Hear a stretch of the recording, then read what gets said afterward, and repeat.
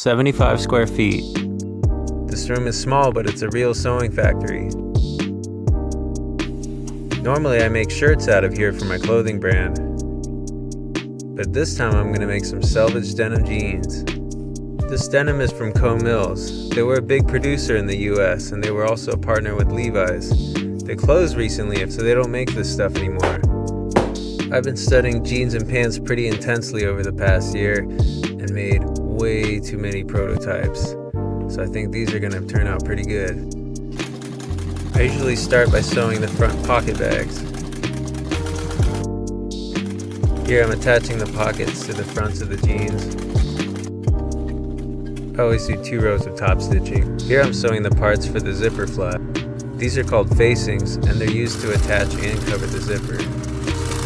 Here I'm attaching the left flap facing to the jeans. Sewing the zipper in. Top stitching here to keep everything in place.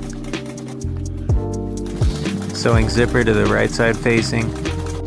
Carefully finishing the bottom of the front rise with a single needle flat felt seam. Now onto the back, starting with the pockets. This pocket stitching is called an arcuate. This one is shaped like a D to represent the brand. Hemming the pockets with 2 rows of chain stitch.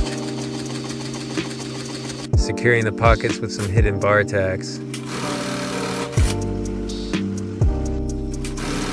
Each one of these is 42 stitches. Attaching the back pockets to the backs of the pants. Always 2 rows of stitching. Attaching the yoke using this flat felling machine. The yoke helps shape the back of the jeans. It helps transition between the narrower waistband to the wider butt area. Here I'm joining the 2 back pieces. My head got in the way on this clip, oops. Back of the jeans is all done.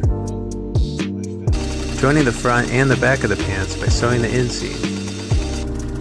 Overlocking that inseam for a clean finished edge. Finally top stitching that inseam for a clean sturdy finish. And closing those pant legs by sewing the outseams. Ironing that nice selvage outseam. The main construction of the pants is done, but overall I'd say these jeans are only 75% done. Next is the finishing steps, which is the waistband, belt loops, rivets, hems, also buttonhole and button. I'll be showing all those steps in a follow-up video. You can get notified when that comes out by subscribing to my channel. Thanks for watching.